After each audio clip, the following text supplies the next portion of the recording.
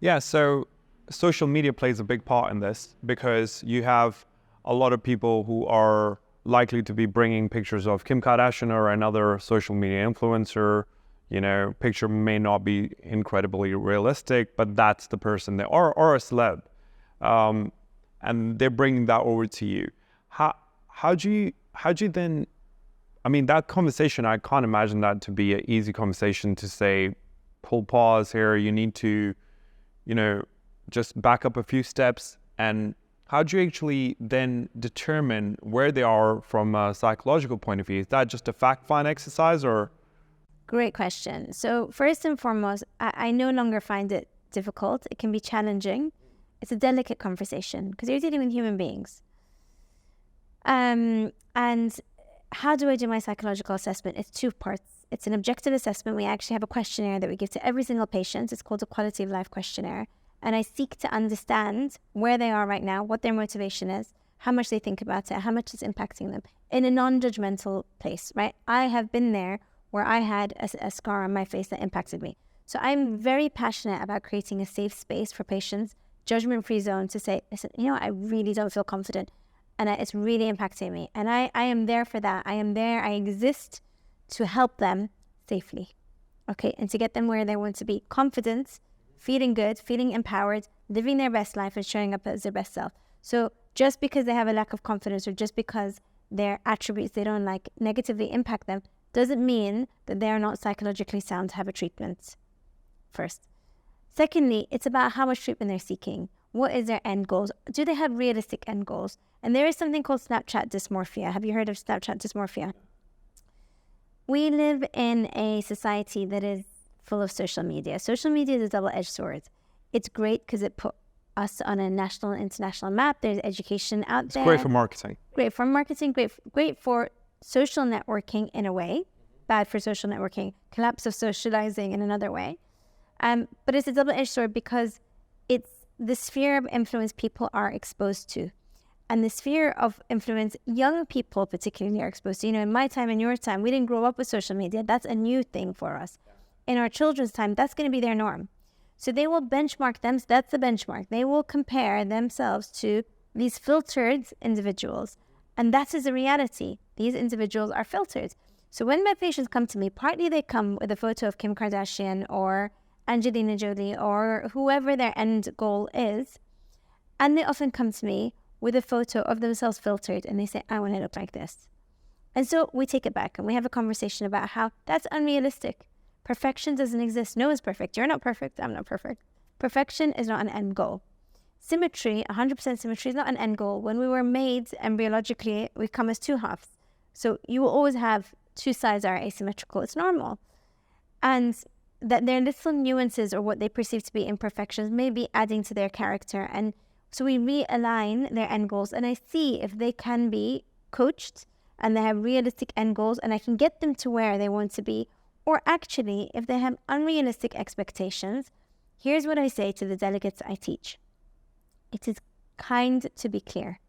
Be clear in your communication with the patients about what you are able to achieve. Don't say, yeah, I can get you that filtered end goal because you won't be able to get them there. They will be disappointed. They will blame you. And it's going to be an unhappy dynamic and not fruitful for anybody. So why go there? Be clear, be kind. Say to your patients, actually, this is filtered. So is Kim Kardashian in 90% of her photos. So is Huda Beauty in 90% of her photos. These are, they're putting filters on, so you're unlikely to be able to get that in reality. Okay? Number one. And so I think that communication process is very important. And the assessment is a nuanced assessment, partly, like I said, objective, and then it's the communication and seeing if they can recalibrate their end goals. And if they can't, then I decline to treat in those situations. Understood. And sorry, one other thing to add there is we were talking about social media. Social media has been instrumental. If we look at the lip fillers, there was a boom in lip fillers back in early 2000s when Kim Kardashian, Kylie Kardashian said, I had lip filler. Boom. Everyone wanted lip filler because they realized they could alter their appearance. She looks phenomenal. They could improve their aesthetic appeal with lip filler. So lip filler became the most requested treatment globally. made a huge impact. Fast forward the last couple of years, what happened on social media has changed.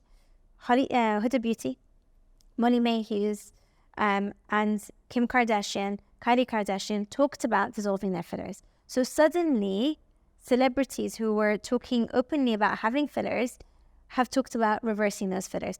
And that has resulted in a domino effect. Now we have the opposite. Patients are coming in saying, I want to look natural. I want to dissolve my filler. So it's a double-edged sword. And it will drive good and it will drive bad practice. But that's why I say trends come and go. And we have to be cognizant, we aesthetic practitioners, have to remain cognizant of the sphere of influence our patients are exposed to so we can safeguard their decision-making. It's a responsibility. And that's why I'm really passionate about regulation as well. And I think that these treatments should really be performed by practitioners who have that holistic and ethical understanding, not just anatomical understanding, not just artistic end goals, but actually safeguarding patients. When doctors become doctors, they take an Hippocratic oath, first do no harm. And that means when my patient's sitting in my chair, I don't look at them as pound signs. I look at them as people first. And I listen and I hear them and I create a safe space and I work with them to get their end goals. But if I think something is not in their best interest, I'm not going to do it just because they're going to pay me more. It doesn't matter how much you pay me, you know. And I've had the conversation of patients saying to me, if you don't do it, I'll go to skin clinic. And I say, go to skin clinic if that's what you want to do. But I'm not going to be responsible for that. So it's that ethical deliberation and the confidence to have that conversation and carry the weight of that conversation to safeguard that patient that I think can come to a challenge for those who are not trained to have that conversation. Got it. Now, I would say you're top of the food chain when it comes to your industry.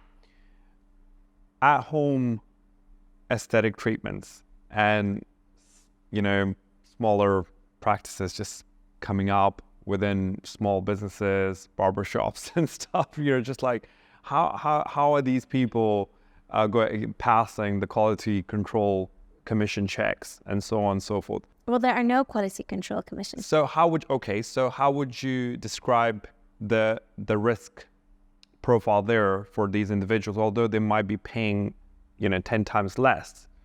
What are they exposing themselves to from not only the aesthetic appeal, but also from potential health dangers? Okay. So here's how I view this. And, I don't want to upset anybody, any of your listeners or viewers. I don't want to do that. But I think this is a public health message. I think it's an important one too. When you are having your face changed, okay, and when you're having something injected into your face, you need to know what you're having injected. And there's a spectrum.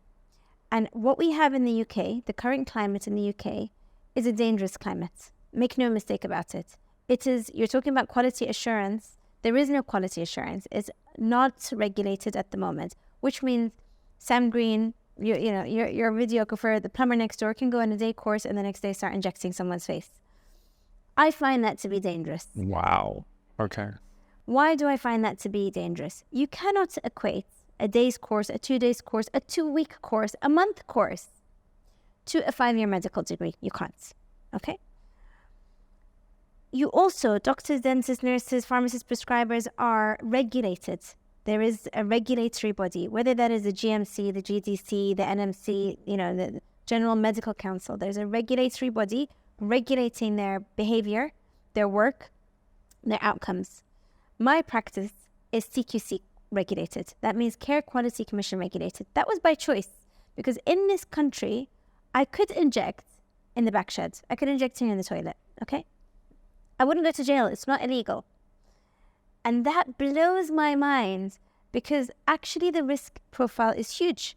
Like I said earlier, you could go blind. You could permanently lose your vision. There are over 155 reported cases of permanent visual loss and ophthalmoplegia. That means not just blindness, but inability to move the eye, scarring in the eye because of filler placed in the wrong place, okay? And that's permanent. That's it. You have altered that patient's life trajectory forever. Stroke. There are documented cases of stroke with filler. And then necrosis. Necrosis means if you place filler and you block the blood supply to the skin, you're alive because your heart is beating, pumping blood and oxygen around your body. Your skin is alive because it's receiving blood and oxygen and nutrition. If we block the blood supply to the skin will die. It will undergo a process called necrosis, and that results in permanent scarring. Now, of course, that can happen in doctors' hands. Of course it can. It can happen in anyone's hands, right? But Sam, when you're getting on a plane, do you want your pilot to be appropriately trained, qualified, insured, and be able to navigate a storm? 100%. Yeah, you want to know they can get you from A to B safely. And if there is a storm, they know how to navigate that challenge. That is the difference that you will get when you are seeing a medical practitioner and a non-medical practitioner. And this is the reality. If, God forbid, you have a vascular occlusion, if I place filler into a blood vessel inadvertently, okay, I can reverse it because I can prescribe the antidote for filler. There's an antidote called hyaluronidase. It's a prescription-only medication, and I can inject that into a patient to reverse it. I also have years of training in the field. I've also cut people up and stitched them back together. I've done multiple surgical procedures and cadaver procedures, and I travel not just nationally or do online courses. As you know, I travel internationally. Every year, I am constantly developing my art, my craft, my understanding. That's a commitment to continuous professional development, okay? So that means I am very well aware of what I know and what I don't know. I am consciously conscious always of my safe zones, my unsafe zones. I'm not just thinking about making you beautiful today. I'm thinking, how is what I'm going to inject in you age with you? How will it interact with your tissues today and next year and the year after and over the next 10 years? Okay, so I'm thinking not just short term, I'm thinking long term. These are the thoughts that are going through my mind. Not just, okay, she wants lip filler, let me fill her like an eclair. He wants nose filler, let me fill, ka-ching, 200 pounds. Reality is, pay peanuts, get monkeys. Reality. When it comes to facial aesthetics, there is a spectrum. From skin peels to hydrofacials, which I believe is in the realms of a beauty therapist. And then there is injecting your face.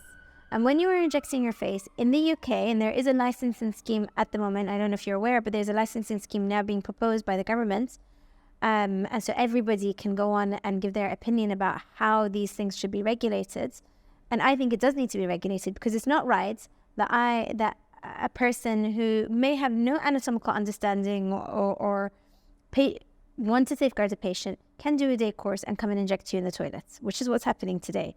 And who does it? It's the vulnerable. It's the vulnerable who don't have the money for it, right? So my message is, please only see a medical practitioner. And if you can't afford to get it done properly, don't do it at all because there are implications. Forget these crazy things that can happen, the necrosis and the blindness. That's one thing. What about infection? What about keeping the area clean? What about sterility? What about what you're having injected? Are they all the same? No. It's like saying all wine is the same. I don't drink, but I'm pretty sure not all wine is the same. Not all tea is the same, right? There is a spectrum. In the UK, I could make filler in my backyard. You can make filler, and it's not hard to get it out there. So in the USA, there's only 14 fillers that can be injected. It's very regulated. There's the FDA. In the UK, there are over 250 different fillers in the market. They come on the back of a donkey on the Sahara Desert, and they're sold on the black market. There's even fake botulinum toxin. People call it Botox, botulinum toxin, which means has resulted in some serious implications. And the two areas in the UK that unfortunately are most vulnerable is Hackney in England and Liverpool. These are the two areas that have been found by research to unfortunately fall into the black market hole, where they go to the back of a salon or a shed or a barber shop and they have injectables with not regulated toxin, okay, which means we don't know if it's sterile, we don't know what's in there, and they are exposing themselves to risk of microbacterium tuberculosis, things that can take months to treat, literally indentations and craters in their face at each injection point. I've seen this. I've opened my clinic after hours with 3 of my children in the waiting room to help people who've had treatments from someone who has presented themselves to be medically qualified and they're not, has ended up with a vascular occlusion. Because that non-medic practitioner hasn't got the tools, the skill set, the ability to reverse it, they block them on Instagram and that person has nowhere to go.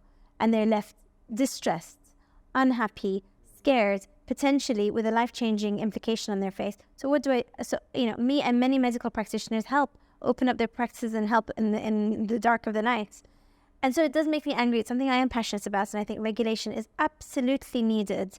There are absolutely risks. Not all fillers are the same. Some have undergone rigorous testing, have high safety protocols, have good safety outcomes, low risk profiles, and some have high risk of causing what you call granulomas, infections, not today, not next year, in 3 years. Okay? So that's why I'm talking about long-term implications. When you're injecting a foreign body into your face, your body is dynamic. Your body is full of white blood vessels, lymphocytes, macrophages, which will respond to foreign body. If it's not clean, you'll start to create an inflammatory process that will show up as nodules and distortion and disability to your face years down the line, which in some cases have no option but to be cut out, okay, surgically. So there are risks. It's not something to shy away from. It's a conversation that we in the UK need to have, and we need to deal with head on, because we need to safeguard the public. And unfortunately, what I see a lot of, I correct a lot of these mistakes. You know, they end up realizing when it's too late, and they come to me and I'm like, okay, well, why did you go there? Oh, because it was cheap. It was £100 for my nose. And I think I wouldn't have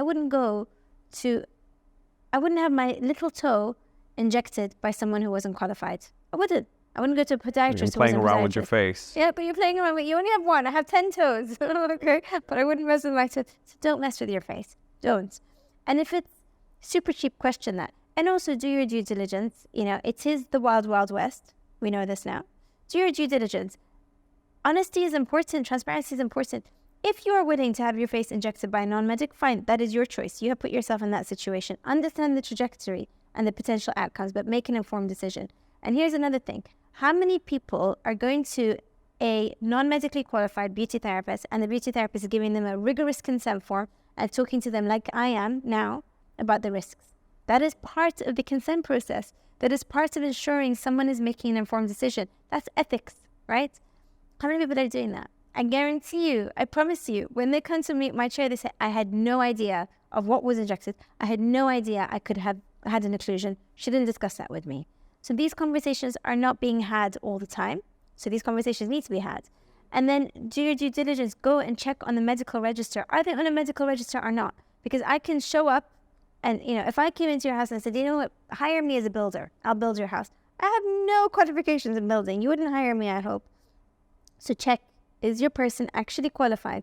Are they actually insured? And that comes down to, at the moment, that comes down to patient education, public education. So yeah, I hope that answers your question. It does, and it's a massive concern for a lot of people. I think this is so crucial what you just shared, because it's re-emphasizing how crucial it is to actually stick with the people who know what they're doing, who are correctly qualified, insured, because these problems may not immediately come out, you know, and be evident on your face. But something can take up to 3 years, and then potentially they have to cut it out. That's so scary. So what we now know, research has shown now that filler can last 10 years. So we now know that filler lasts a long time. So there's an element where we not, you know, as scientists, we're thinking, okay, well, what's it doing in those 10 years? How is it interacting with the tissues? What's actually going on? And we're still emerging, we're still developing, we're still learning. And I think Instagram, coming back to social media, it's a lot of smokes and mirrors. There's a lot of masking on there. Oh, filters, but also from a patient perspective, from a layman perspective, if you didn't hear what I said, you wouldn't know. Sure. So you would go online, you would see an Instagram account with hundreds of thousands of followers, with pictures of lots of beautiful looking lips, beautiful looking noses, whatever. And you think, oh, okay, look, their Instagram says medically insured, medically trained. What does that mean? What does medically trained mean? What does it actually mean? Does it mean you have a medical qualification? You know, I know for a fact there are people who think that because they've worked alongside a doctor that they've absorbed that by osmosis. Heck no. You can watch 100 surgeries. Unless you know how to cut a person and stitch them back together, you're not a surgeon. One is theoretical, one is practical. Exactly. You can watch 100 airplane shows. Unless you get on a flight and you navigate that plane and you know how to land and you know how to navigate a storm, you're not a safe pilot, right? So you have to go through hundreds of hours. How many hours to become a pilot? Well, it's a preliminary for a minimum of 45 hours, but then you have to do your hours every year to keep up the practice. To fly a commercial plane. Oh, a commercial plane is a lot more, it's 10,000 hours. So, yeah. To safeguard people. It's the same thing. You want to go to a heart surgeon who can do heart surgery. You want to go to a haircutter who knows how to hair. You want to go to a builder who knows how to build your house. You don't want it to collapse on you. So don't go to someone who's not trained to do your face, because it will collapse on you somehow, at some point. So, I think that's a very important message. I think it's really crucial. So that's really interesting. Now, let's talk about the other side of aesthetics, because when I told my friends that you were coming on, a lot of people ask questions. So some questions from female friends, some questions from men. So some of the females who are in their early 40s, late 30s, they've never had any facial aesthetics done before.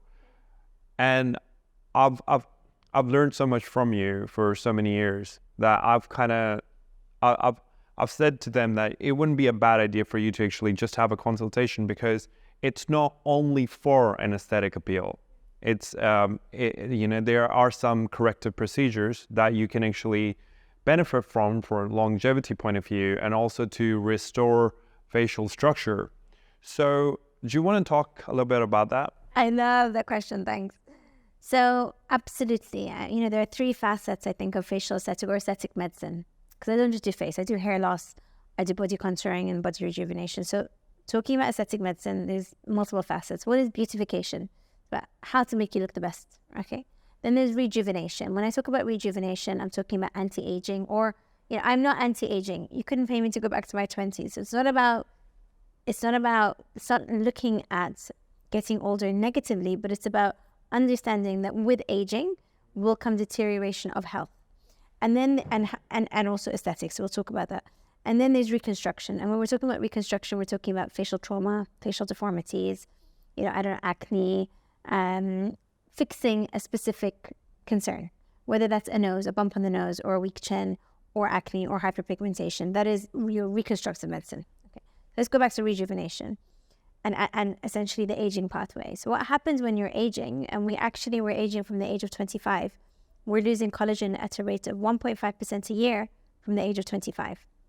So by the time you've hit 35, you've lost 15% of your collagen, which is why I tend to see patients in their, I'd say late 20s, early 30s, that come and say, I've got these wrinkles that I didn't have before. My eyebrows are dropping, or I'm looking different, I'm looking more tired. That's normal. And that's also related to hormonal changes. So we know that in a female, for example, there are three main hormones that will drive their aesthetics, the aging pathway from the aesthetic point of view: estrogen, progesterone, and testosterone. And we know that testosterone starts to diminish from the age of 25 in a woman. Testosterone is a female hormone too. By the time they've hit 40, and here's something that a lot of women, 63% actually of women don't know, that when they hit 40 and above, they enter a new phase of life called the perimenopause. So the menopause is when your periods stop. Women, obviously, they menstruate. And your periods stop, usually average age is 50, 51. Some will be 56, some will be earlier. It will depend on their genetics. And what doesn't happen is that they wake up at 51, they stop their periods, and they've aged overnight. That's not what happens. Their hormones don't just switch off. It's a gradual decline. It's a gradual decline. And with that gradual decline will come physiological change and physical change and psychological change. So things like, from an aesthetic point of view, rapid deterioration in collagen. So first we said 1.5% a year from 25. When they're going through the menopause, they lose 30% of their collagen. So it is rapid. They will start to lose hair. Okay, and that's also estrogen loss. They will start to put on weight, particularly around the midriff. Okay, so all of these things will happen. They will also start to get loss of hyaluronic acid, which gives their skin hydration. Hyaluronic acid is a polysaccharide. It's a sugar molecule that holds water in the skin. So as you lose hyaluronic acid, you lose hydration. So your skin becomes drier. Because you're losing collagen, collagen is a protein that gives you structure. So they'll start to notice deterioration in the structure, i.e. folds, lines, wrinkles. They also lose another protein, different to collagen. It's called elastin. Elastin gives you elasticity, almost like the elasticity, that plumpness to the skin. You see that in older people diminish. Exactly. Yeah. And then because of the lack of testosterone and estrogen, they'll start to have psychological symptoms, including anxiety, depression is much, much more likely, insomnia, irritability, wanting to kill your partner, irritability with your children. It is very, very common. So actually, I did a piece of research last year. I don't know if I ever told you this. It was a survey. Menopause. In menopause. And my next thing is andropause, but not menopause. So menopause, the reason why was because I, of course, treat a lot of patients that are female, so male as well, but a huge percentage are female. And a huge percentage are 40 plus. And they will come and they'll sit in my chair. And unfortunately, there's a lack of education. So they are not biohacking or managing their hormonal deficiencies early on. They are reactive, not proactive. And they don't know. They don't know what they don't know, right? So they come in and they say to me, I want to change this or that, or I feel like my skin is changing. I look tired. I look angry. I look sad. I've lost my, zhuzh. I want to get my mojo back. I don't feel confident. And they feel really lonely. And they haven't placed the dots together, and they don't realize that this may be partly a hormonal deficiency. So again, this is another, benefit of seeing a medic that has that lateral knowledge to say, actually, maybe it's not just the fillers that you need. Maybe we need to rebalance your hormones. And we have that conversation. We talk about perimenopause.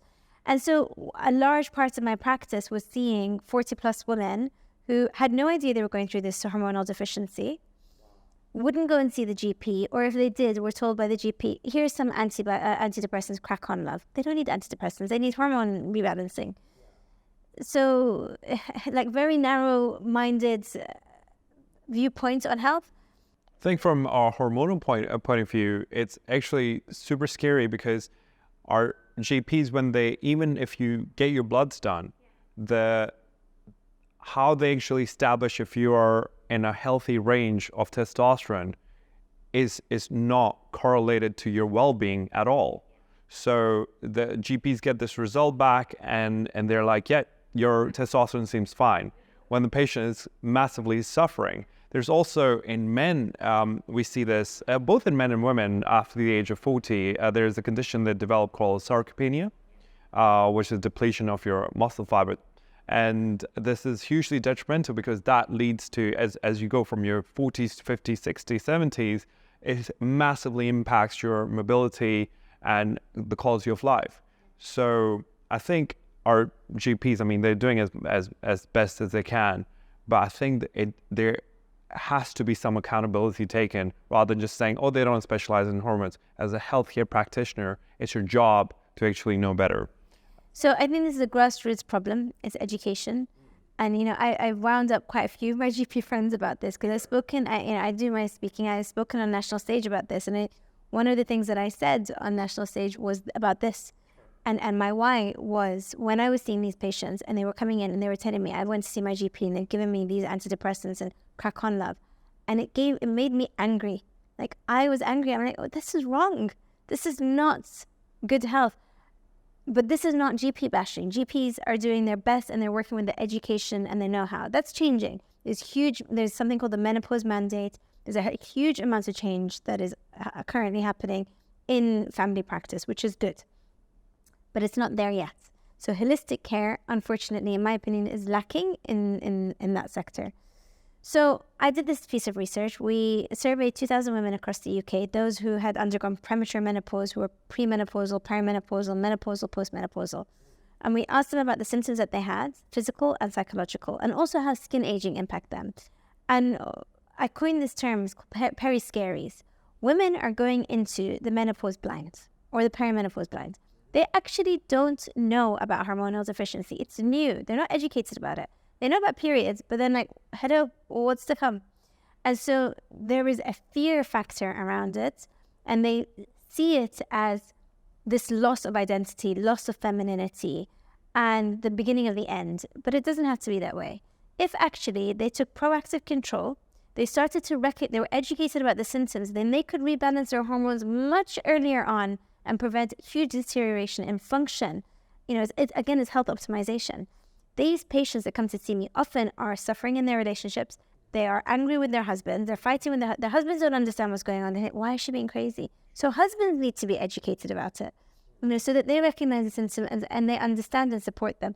and and this is why I'm passionate about andropause, because I think where we were with the menopause is where we are now with andropause. Andropause is what men go through, which is a depletion in testosterone. And many don't know, many don't understand it. They will only start to take active control once they are suffering deeply. They're different because women, when they're having a bad day, will pick up the phone and speak to a friend. Men must.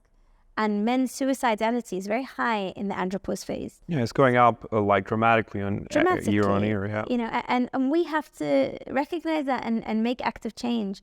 So, and I find it quite sad. I'm raising a son. My husband is a man. So I take male health very importantly as well, which is why my next piece of research is about the andropause. But my point now, and when I talk about the andropause and the menopause, I educate both the women and man, because it's at that point where the man's going through the andropause, the woman's going through the menopause. It's like this catastrophe at home. Yeah. They don't understand each other. Imagine a world where they went into that before it even happened, knowing, educated. They could spot the signs, the symptoms. They could take active control. They could start taking the supplements, DHEA, whatever they needed to take.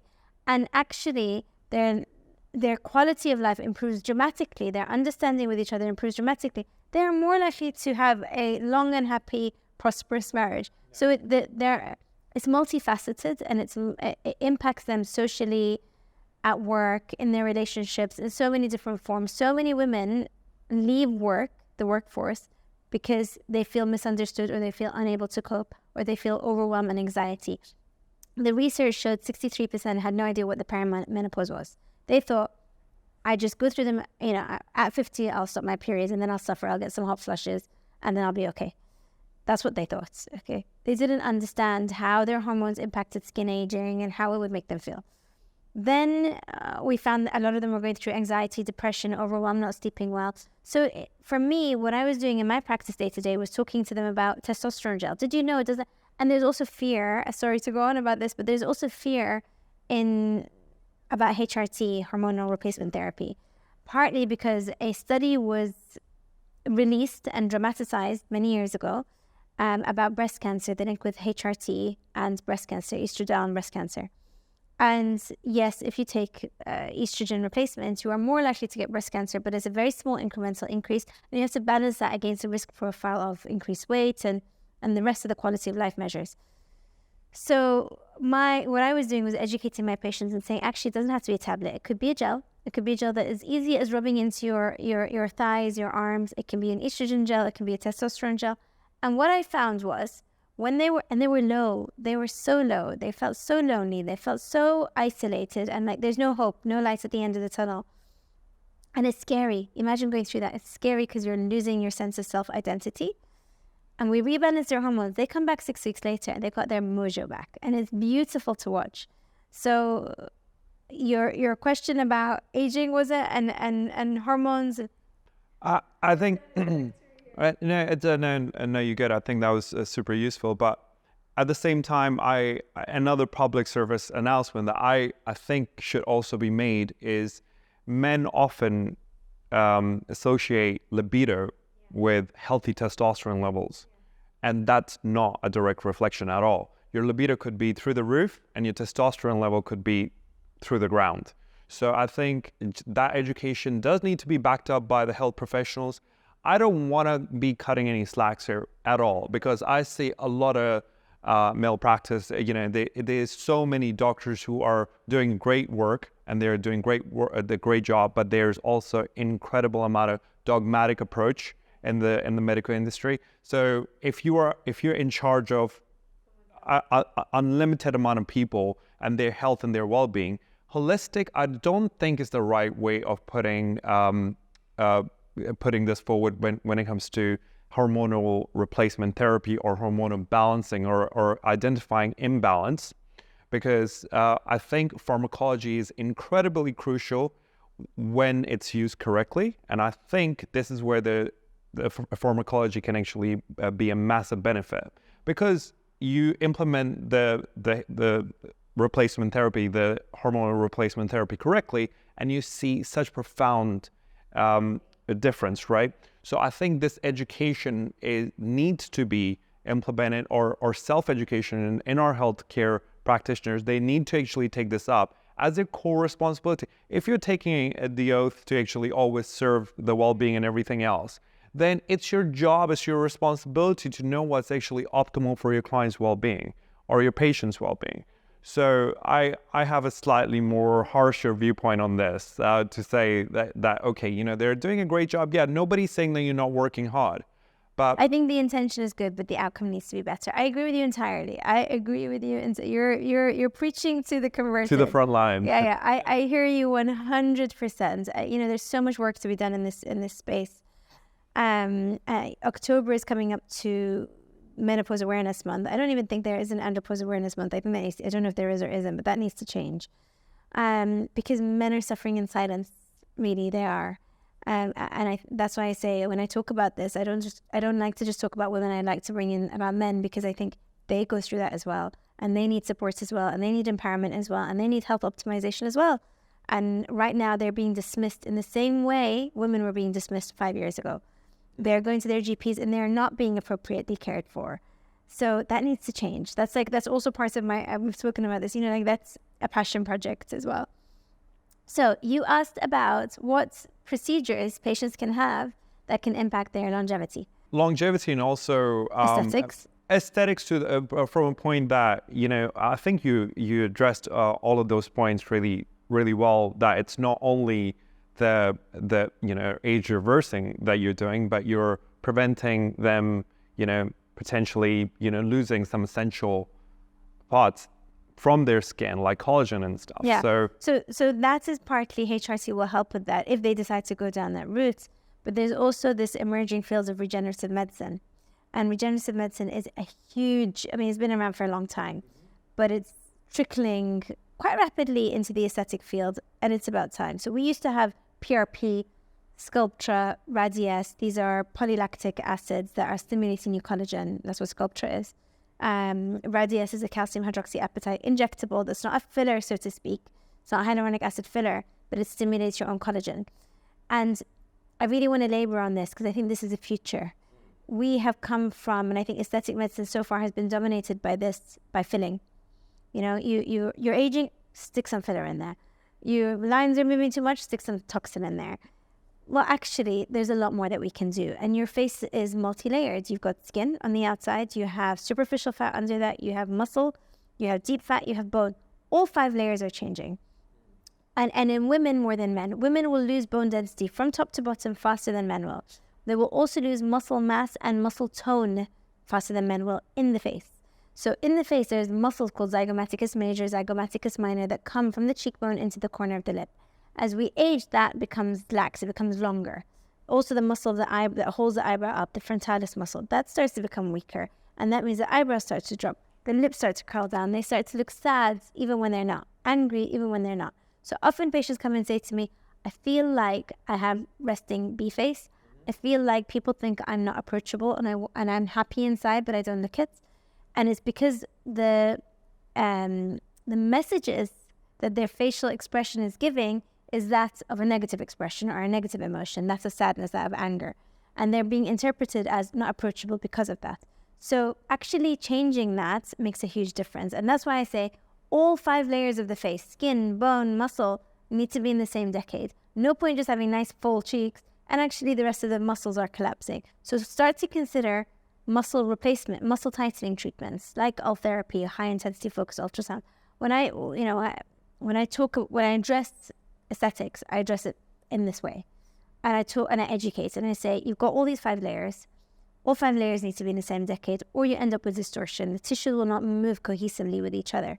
And the facial muscles they work collaboratively. They're antagonistic. One muscle will pull up, one muscle will pull down. So you need to make sure you're maximizing and optimizing muscle tonality and muscle movement.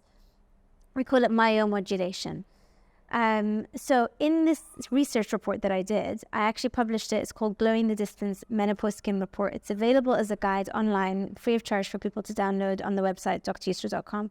It's a useful tool because when you go and you read that, and for women, this is a menopause report, and men who want to understand the women, it explains the process of aging, it explains what they're going to go through, explains and normalizes their symptoms, empowers them to take proactive action, but then also lists treatments that will work because, heck, they're also vulnerable. they also may fall prey to treatments that are not going to serve them a good purpose.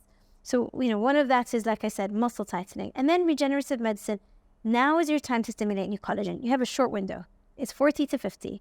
Once you hit 50, I don't care how good your doctor is. It's like going to the best fertility doctor in the world. You're 55, you've undergone the menopause, and you say, please stimulate my ovaries to make new eggs. They can't do it. It's done. Okay? And that might sound harsh, but it's real. And women need to hear that, because women who are career orientated, who want to have it all, are delaying having children until they're in that post-menopausal or going through the perimenopause. It's a lot harder. So start early. Be aware of your hormones. Be aware of your normal lifespan, your biological, the way that your body works, so you can plan your life accordingly. Because you're going to lose 30% of your collagen age 40 to 50, start to invest in collagen stimulation. Your fillers you can pick up later. Your collagen stimulation is what you do now. Things like calcium hydroxyapatite, things like polylactic acid, so Radius, Sculptra, polynucleotides. Polynucleotides are relatively new. This is going to sound very strange, but they are fish sperm. They're strands of DNA extracted from salmon fish sperm, and they're very similar to human DNA. So when they're injected, they stimulate new collagen. That's what you want to do. You want to increase your collagen density.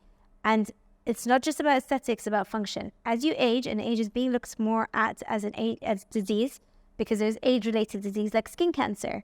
When we talk about age-related disease, people think about cardiovascular disease, diabetes, deterioration of mental ability like dementia, onset of Alzheimer's. There's also skin-related disease, hyperpigmentation, solar lentigo, solar elastosis, skin cancers, and that is because of something called senescence. Your cells start to they start to switch off and they start to age. And as they do that, they start to leak out negative messages. I'm trying to say this in as lay terms as possible.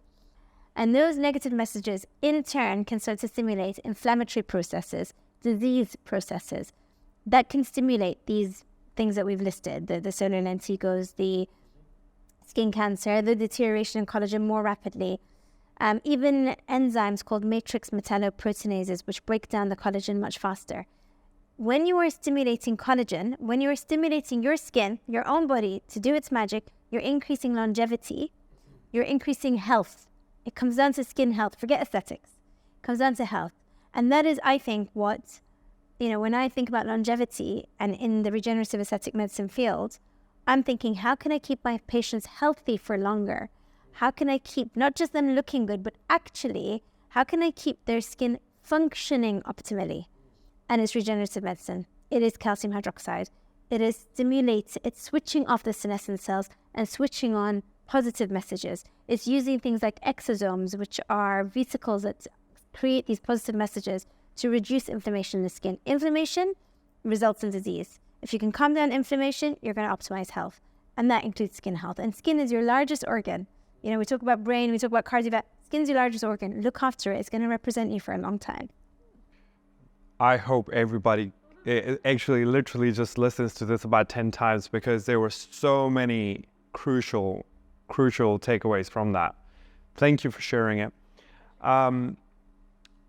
For men, for me personally, you've told me off about a million times about wearing sunscreen. Why is this so crucial? Please explain to me and everybody else, please, especially men, because we are kind of like, like Nivea in the morning and done. We don't want anything else. Face wash in that nighttime, if that, and then we are over. So look, I'm married to a man, so I know. I'm literally having to go onto my husband and pre SPF on, and he's running away. And I think it's innate, because my son hates SPF. My 9-year-old runs away, whereas my daughter is like lushing it all on. So I don't know, there's something innate going on there. SPF is crucial. SPF is sun protection factor. Okay? And it's a measure of what you're putting on your face, how much is protecting you from the sun. So why are we trying to protect ourselves from the sun? Crucial. Okay, sorry to interrupt, but the question that I would get asked a lot, and if I bring this up to the boys, this is exactly what they're gonna say. Oh, a million years ago, it was all natural. We had the sun shining on our faces. It was all natural. It was beautiful. Now, I know that humans have never actually lived longer than what we are living today. From what we gather.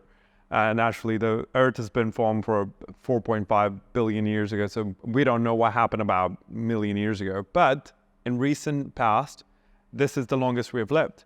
So how would you combat that answer that, it's natural? Just enjoy it. So you kind of answered your own question there, because people died sooner.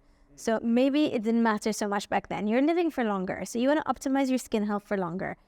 Partly skin health, partly aesthetics. So what does the sun do to the skin? It literally changes the DNA structure. So it will denature the skin. It will result in morphing of the skin's structure. So that is why there's higher risks of skin cancer and something called solar elastosis, breakdown of collagen in the skin. Even 15 minutes of unprotected sun time can do that. Now, sun's important, and I'm not saying don't expose yourself to sun at all.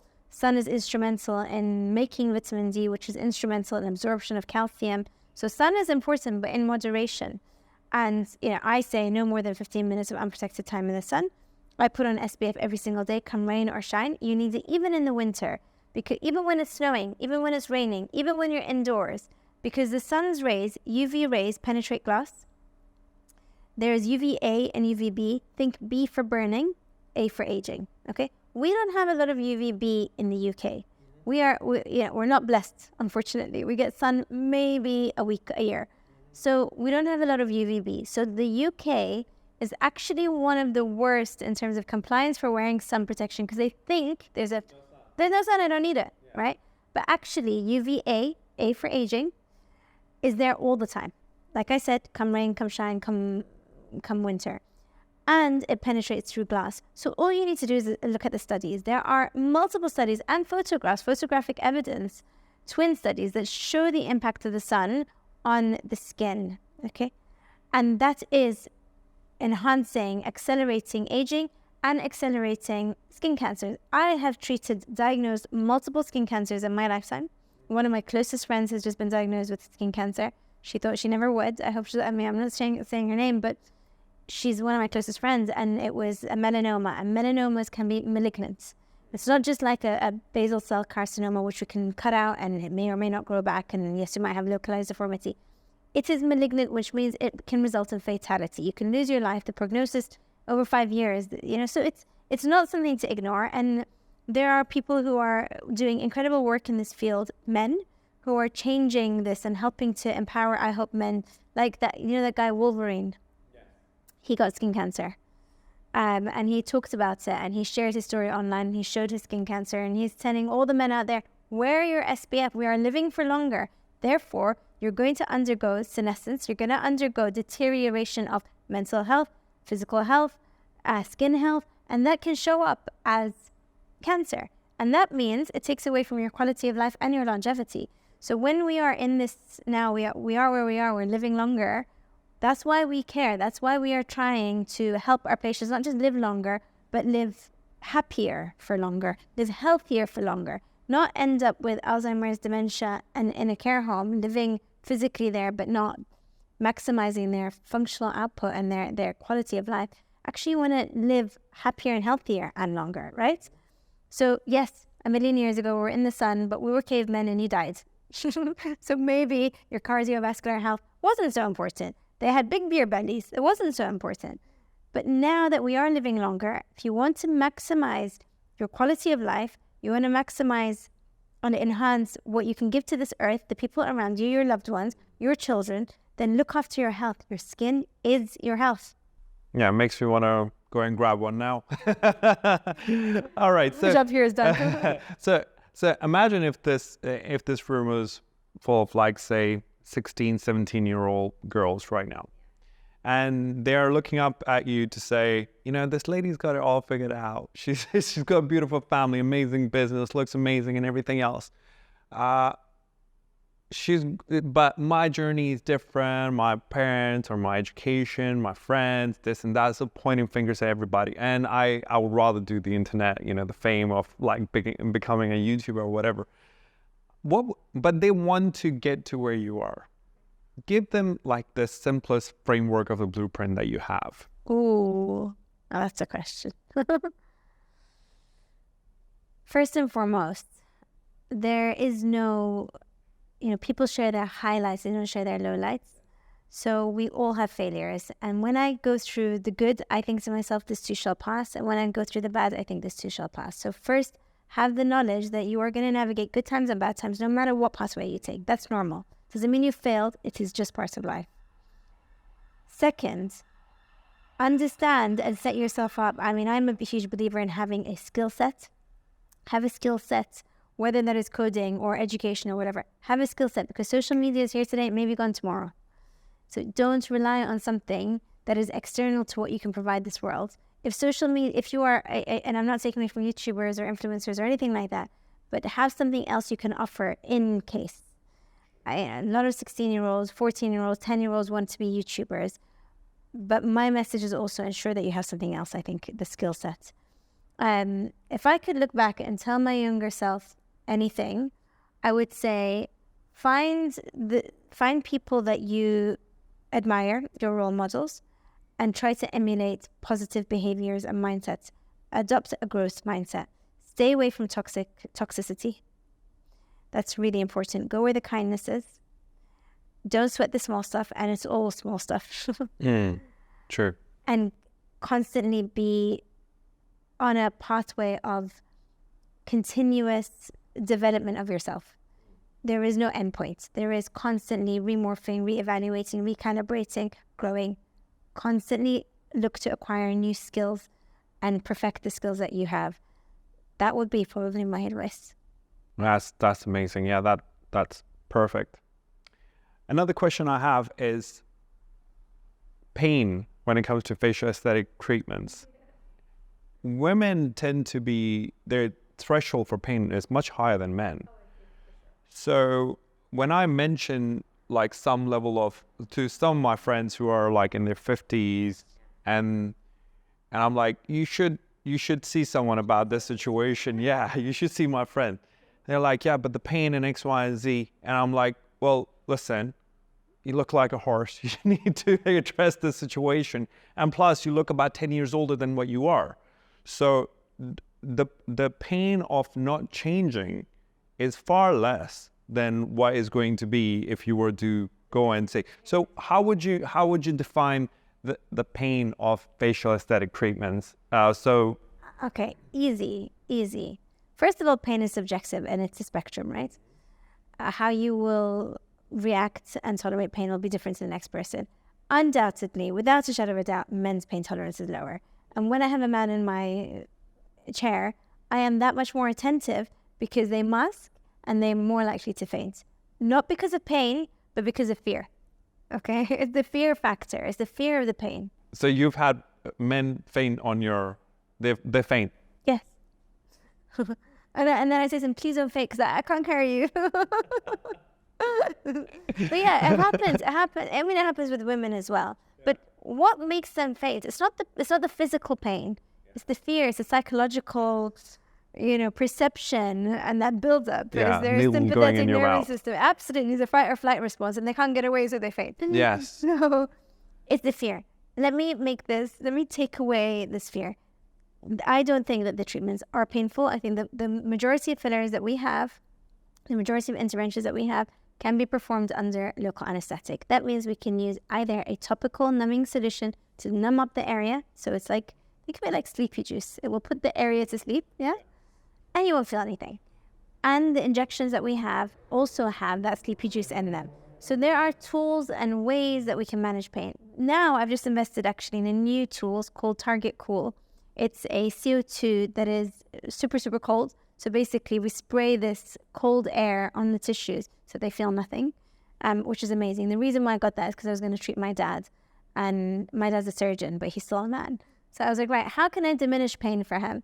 And so I got the Target Cool. So we have lots of tricks and tools and things that we have up our sleeve that can reduce pain. Be nice to your injector, the nicer you are. You're probably going to get more numbing. Excellent. There's so also pain should not be a fear factor. Pain shouldn't be a fear factor. Yeah, and I think if you're afraid of pain, communicate that with your practitioner so that they can employ the use of all of these phenomenal tools they have in their toolbox to reduce pain for you, so you have a very comfortable experience. Yeah, one thing I learned from you was about the functionality of muscles in your facial structure can be quite, your treatment can quite massively impact that too. So I remember speaking to you about this, where I used to have like really bad headaches, migraines, and you mentioned something about injecting your jaw muscles, and the pain would just immediately disappear. So can you talk a little bit more about that? Yeah, sure. So what you had there was parafunctional habits. So the muscles of your face have a function. They are either muscles of facial expression or muscles of mastication. Mastication means to eat. And also stress can cause this or amplify? Stress can absolutely will impact. Yeah, cortisol is like the worst thing for your body. From your gut microbiome to your collagen depletion to your muscle, how the muscle functions. The face is very interesting actually, because the muscles of mastication, in particular the jaw muscle, we call it the masseter muscle that sits on the outside of the bone, is responsible for closing your mouth. One of the things that people can develop as a habit, a parafunctional habit, that means they're functioning in an abnormal way, is grinding their teeth or clenching their teeth. It may also be a response to stress, and it's subconscious or unconscious, they don't know they're doing it. Or it can be secondary to doing weights. Because when you're doing weights, you tend to clench down, right? And that muscle undergoes hypertrophy. So it expands, it grows, because it's working when it's not supposed to be working. The masseter muscle, the jaw muscle, was designed to work to eat, to close your mouth. Okay, there's 4 muscles of mastication. There's also the lateral pterygoids inside your mouth and the temporalis muscle on your head. So that goes into your TMJ joint, your temporomandibular joint, and of course your temporal bone. That muscle is called the temporalis. So when you are grinding, you're activating those 4 muscles of mastication: the lateral pterygoids, the medial pterygoid, the masseter muscle, and the temporalis muscle. And therefore, patients will get widening of their jaw. They'll probably fracture their teeth. They'll start to crack their teeth. And they'll notice that they're getting headaches. They're waking up sometimes in pain. And it's really, really uncomfortable. And sometimes when they're eating or opening their mouth wide to bite an apple, they're in pain. That's because of overuse of that muscle. It's bodybuilding. The muscle's undergone bodybuilding, which is a negative cycle. You can't then stop it, because now that muscle is bigger, its ability to take on loading is greater. Yeah.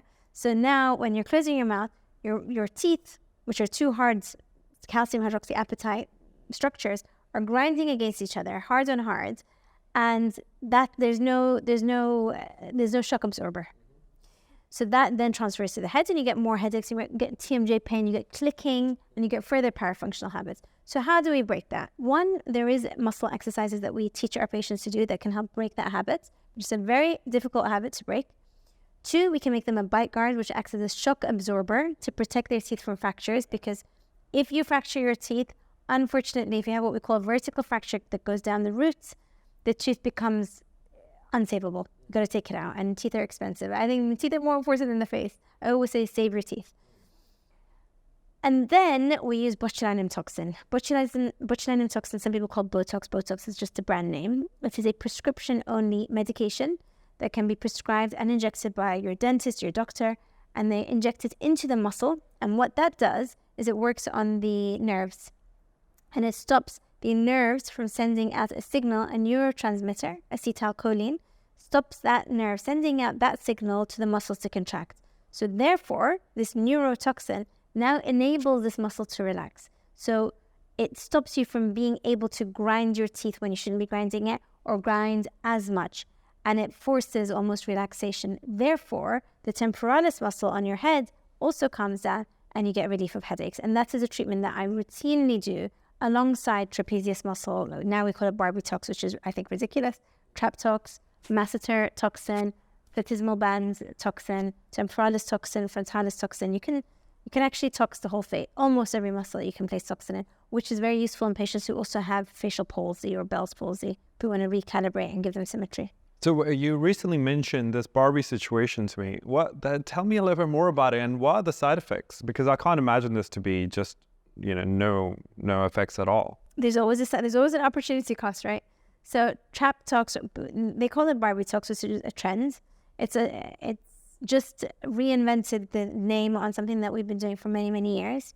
The trapezius is a muscle that sits at the back on your shoulders and inserts into the back of your neck. And people can get tension with their trapezius muscles, either because of posture or work or stress or weight bearing or whatever, for a huge number of reasons. And that can therefore also hypertrophy, undergo enlargement. Now, in a man, that actually might be desirable. In a woman, it can be undesirable because it can masculinize the area, it can shorten the appearance of the neck, and therefore... In some women. Some prefer it. Some prefer.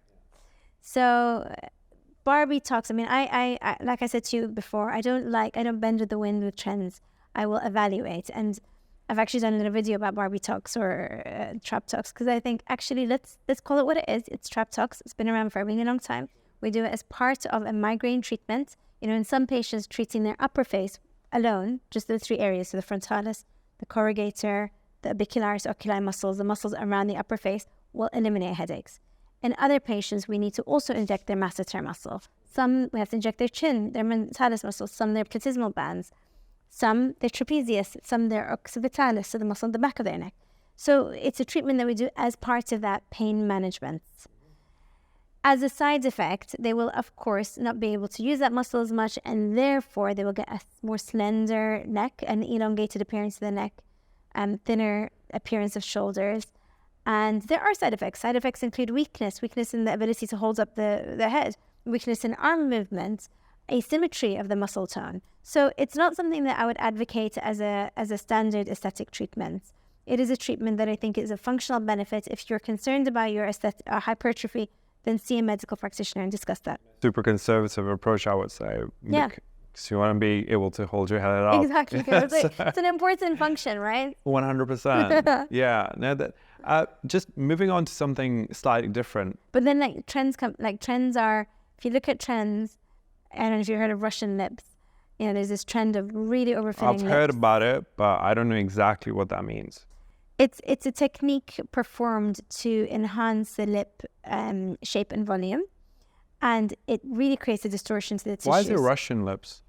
I don't know. Was it born in Russia? I don't know. No, bizarre. And then they think that if they place tape, like sellotape, around the lips, it stops migration, so stops the filler from leaking into the surrounding tissues. Of course, we know that's nonsense. And what will happen is the filler will just leak out. No tape will stop it. Put the tape inside your lip? On top. On top? On the day of treatment, yeah. Or they will come into the lip from a vertical perspective, but on we call it the vermilion border, the border of the lip. They'll place filler along there. You place too much filler there, it's a confined space. The filler, if the filler has nowhere to go, it will move. Okay. That's why you see some women have like bumps on top of their lips. Yes, that's called migration. So when too much filler has been placed, or too close to the vermilion border, or too frequent lip filler, or filler that just cannot be put into that confined space. Everybody has capacity. So some people have very small lips, and therefore their ability to hold filler will be less than those who might have more space in their lips. You know, I often say to my patients who want big lips, look, it's like a pregnancy. You can't go from 0 to 9 months overnight. You will literally rip, right? And you need to treat, women, some people will get stretch marks because they haven't looked after their skin. Some will get it because of genetics. I was very blessed and lucky, but if you stretch the tissues too much, you're going to get stretch marks. That's what's going to happen. If you put on too much weight, if you have a pregnancy too quick, if you go from 0 to 9 months, something bad will happen. Same in the lips. If you put too much filler in, where there is not enough space, it's going to leak out into the surrounding tissues, and then it creates this really unsightly edge around the lips, almost like this ledge bump, which is not, I don't think it's aesthetically appealing. So, but that's a trend. Look in China. In China, women have they crush their toes and they wrap them because small feet are more appealing, more attractive. What? Yeah. In China, they deliberately crush their own toes? Deliberately will crush the feet of women, and then wrap them so that when they reform, the bones are closer together, so they limit the growth of the feet, because that's what's deemed attractive. In certain parts of the world, they place necks on women's rings on women's necks to elongate the neck. Like tribal. Yeah. And that's deemed aesthetically pleasing. You know, those are the women who are going to get married, the ones with the small feet, the ones with the long legs. If you look in certain areas of Africa, what do? They literally will go to a dentist to chisel their teeth from being square or to sharp. So they have sharp teeth. and that is deemed aesthetically appealing. So there are cultural differences in the perception of beauty, but this also comes down to, again, ethical responsibility, which is why I talked to you about that earlier, is do we bend with the wind? Do we just go with trends? That is going to be the difference, I believe, in certain practitioners performing this treatment to medical practitioners who have a duty to first do no harm. I'm not going to chisel my patient's teeth. Doesn't matter how much you pay me. I'm not doing it to you. I'm not going to overfill your lips. Doesn't matter how much cash you wave in front of me. I'm not going to do it because I'm harming your tissues. Yeah. You see? So we have to be cognizant of those trends and educate. And I often think, I'm not a short-term thinker. I often think, what are we doing to women? We're hypersexualizing them. We're telling them that they need to do these procedures in order to be optimal in society. In 10 years' time, are we going to look back and think, wow, we did wrong there? I think about that. And that, again, drives what I do and what I don't do. That makes sense. Asking a question which is separate from this topic, which is in relation to your language that you use with your children. And I find that super interesting because I see a lot of parents, being one myself, I see other parents that talk to their children, the way they talk to them, the way they communicate. Your method of communicating with your children is very different. It's very progressive. It's very open. It's open questions. It's to get them to the answer instead of you giving them the answer. So tell me a little bit about that. I think that's team effort. My husband's a child and adolescent psychiatrist, and I've certainly learned a lot from him. I've done a lot of reading. Children are mini people, okay, with human emotion and unformed amygdalas and prefrontal cortex that doesn't develop until they're 25. They can't regulate their emotions. They need us as guidance, and they need us to not shame them when they're unable to regulate their emotions. So my way of communicating with my children is very much about validating what they feel, helping them to label what they feel, and helping them arrive at their own conclusion. So I often don't say yes, no. I say, what do you think? Is that healthy for you? Is that good for you? I try and empower them with the toolkit to make the right decisions for them. And I am very conscious of death. And what if I'm not here? I want them to be able to look after themselves and make these well-evaluated decisions by themselves. So we speak very openly. There is no stupid question. There is no question not allowed. We speak about anything and everything. I want them to know I have their back. I will always believe them. No matter what they say to me, I believe you. I'm hearing you. That's so important. That is so important in a world where the majority of our children are going to be raised by institutions and schools that may or may not have their best interests at heart. I want them to know mama's door is always open. You come and tell me something happened to you at school, I'm going to hear you and I'm going to be there for that. So I fill their love cups. I fill them with positive affirmations. And I fill them with educated responses. When they ask me about religion or faith, or should I do this, or can I eat this, can I not eat that? I tell them why something's healthy for them or not healthy for them. I tell them what will happen if they have that chocolate. And then I say, it's up to you. There's a consequence. That's my word. There's a consequence. So it's up to you. And then hopefully, sometimes I'm like, please make the right decision. And I watch them. Sometimes I, of course, have to put boundaries in place. I'm a parent. I have to be there to formulate boundaries and create discipline for my children who are not mentally fully developed yet or emotionally developed yet. So I'm there as their rock. But I definitely am not I'm not as stringent in my communication in terms of this is what you're allowed to do, this is not what you're allowed to do. I want them to be fully on board with why they do what they do. Got it. That makes perfect sense. Last question. One text message that you could send to the whole planet. Children, adults, grandmas, granddads, everybody. This message goes to everyone. What would that message say and why? It would have to be something to do with love. I think. I love your quote that you said, this too shall pass. If I could get a tattoo, I would probably put that on, but you can't use that one.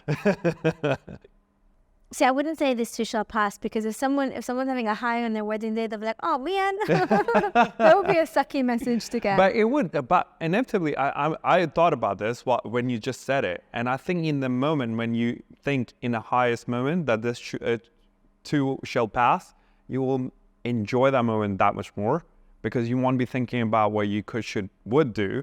You're present in that moment because you know that it's going. So I would love be present, and then I have so many little nuggets that I want to give at the world. Being present is definitely one of them. But I think what have I noticed? See, you and I had a message recently about smiling. I am very generous with my smiles, because I think the impact that it has on people is huge. Yeah. And I love traveling. Like if I had full financial freedom, I would travel. Like I would just travel and write a book. Hire, slow, fire, fast. I would write a book and I would travel.